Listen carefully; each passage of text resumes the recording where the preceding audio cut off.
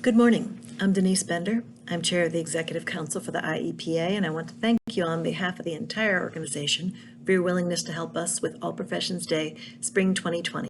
It's also known as All Professions Day 2. Why are we having All Professions Day 2? Well, we started with All Professions Day 1 in the fall. In the fall, we discussed 2 competencies, and now in All Professions Day 2, we will revisit the remaining 2 competencies. In the short term, they're going to learn new content today, but in the long term, we hope that they leave today with information they can take back to their own colleges and put into practice. Here's a quick review of our curriculum. It spans 2 years. Your involvement in All Professions Day 1 and All Professions Day 2 happens in the first year, in the fall and spring semesters. In our second year, we have a vibrant active learning curriculum that consists of many opportunities for small group teamwork in simulations, coursework, discussions, and a variety of other learning opportunities. Here's our agenda for the day. It starts with a pretest. As your team member students arrive at the tables, please encourage them to complete the pretest. Should you have anyone arrive a little bit late, even if the moderator has begun to talk, please see if you can quickly get them to complete their pretest. There may be 1 or 2 that you miss, but we'd like to hear from as many as possible. We'll start by reviewing the previous competencies from All Professions Day 1, and that will happen fairly quickly. Then we'll introduce the new competencies for All Professions Day 2. We'll have some team activities. We'll compare our code of ethics together, and then we're going to move into a case study. At this point, we are almost ready to wrap up your All Professions Day session, but you'll want to complete the post-test with your team students and encourage them to watch for the email that gives them the link to the evaluation. We hope to have as many as possible completing the evaluation.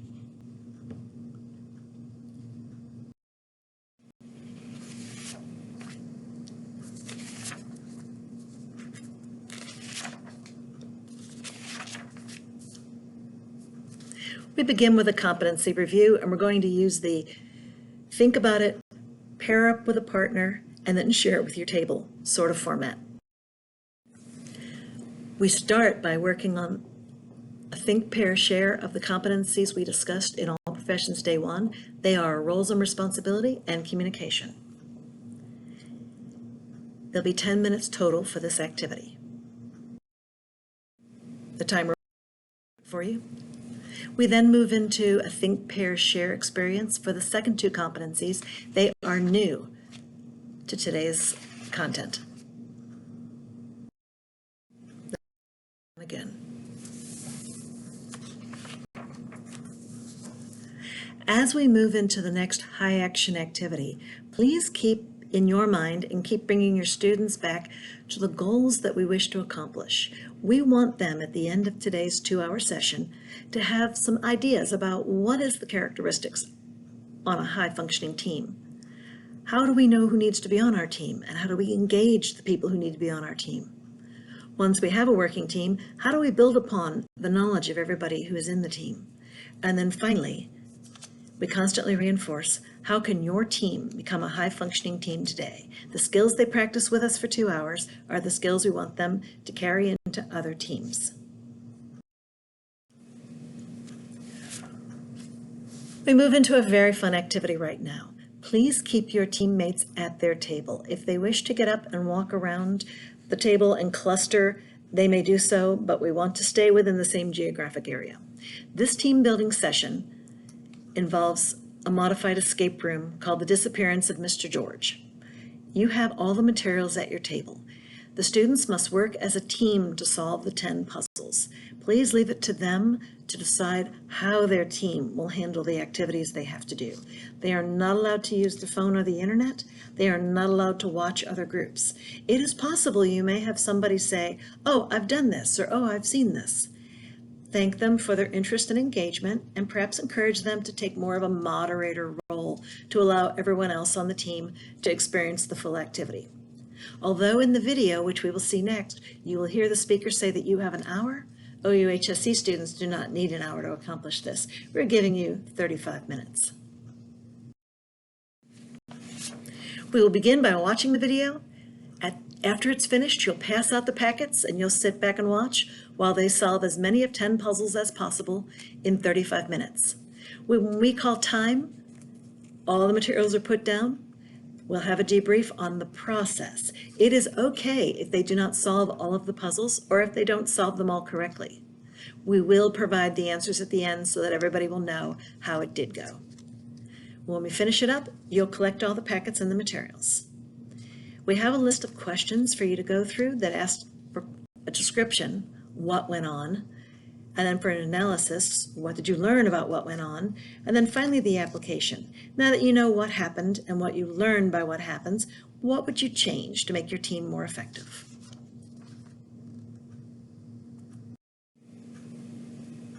The video begins with speaking immediately, so please encourage your table to become very quiet. The 35-minute will let them know. When it's finished, you'll debrief at the table. 5-minute timer will let you know when that's over. We will certainly be cutting off conversation because they will have a lot to say about this activity. We'll show the answers. Please do not release any of the answers in advance, even if you know what they are.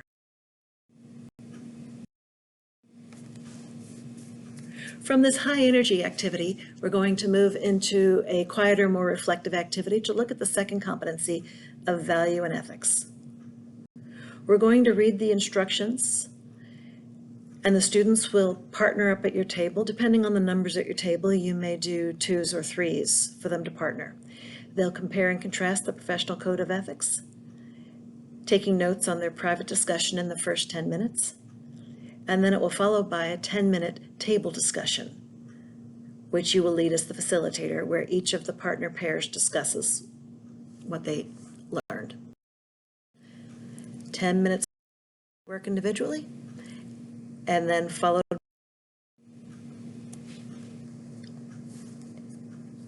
10 minutes at the table.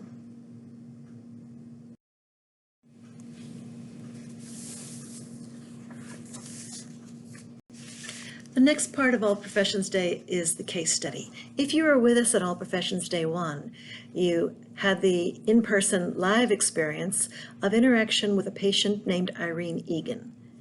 Irene entered the room, explained her story, and left some questions for the students to think about and discuss.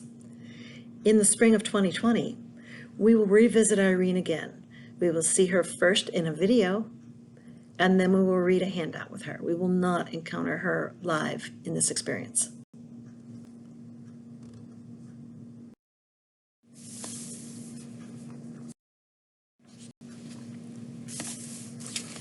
You'll start by watching the video. Then you'll distribute the handouts.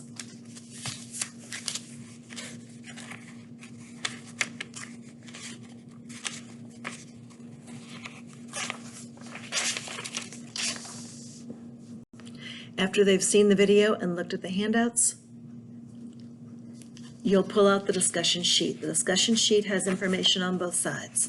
On the first side are the team discussion questions. There are 3 questions. Your team will work through them together. On the back, you'll see voting questions. There are 3 voting questions. This is where your team must discuss, but they also need to end up with a consensus choice on an answer. You will see you are given answer prompts and they are to pick one. When they pick one, it will have an alphabet letter. You, the table facilitator, will text that one alphabet letter to the Poll Everywhere app, and the students at your table will be able to see how their choice compares with their classmates' choices as all the answers appear on the screen. Once all the answers are posted, you'll move on to discussion question 2. You'll discuss it in 3 minutes. You'll arrive at consensus. The moderator will have cleared the poll so that you can post the letter for your new consensus answer choice. It will appear on the screen. Everyone will have a chance to see how their answers compare to their classmates. And then the same thing will happen for the 3rd question. At the bottom of the team discussion questions is your takeaway challenge. We are at the very end. And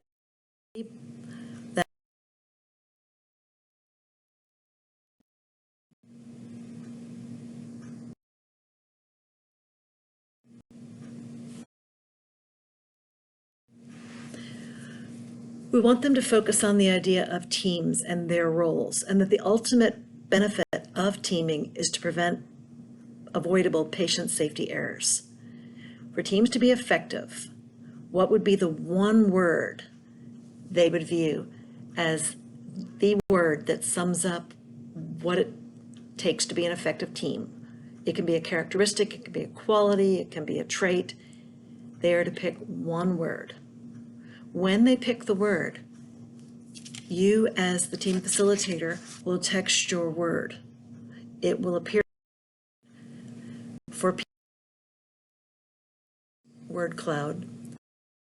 Remind them that every word that appears in darker or bigger letters means that it was used by more than one table. So that'll help them view the cloud as a whole, but also see where many of their classmates thought were key important words. Please don't share these words with them. From your example, we often end up with many of these words, but quite often the students surprise us with something new and creative and original. The word that your table comes up with is something that they can hang on to as they leave us, completing their post-tests, completing their evaluations, and returning to their colleges. Thank you for your involvement in our All Professions. We have encouraged you to prepare by viewing this video to become an effective team member as you facilitate on Friday. And please remind the students as they leave that for the rest of their academic career, for the rest of their professional tier, they will be team members.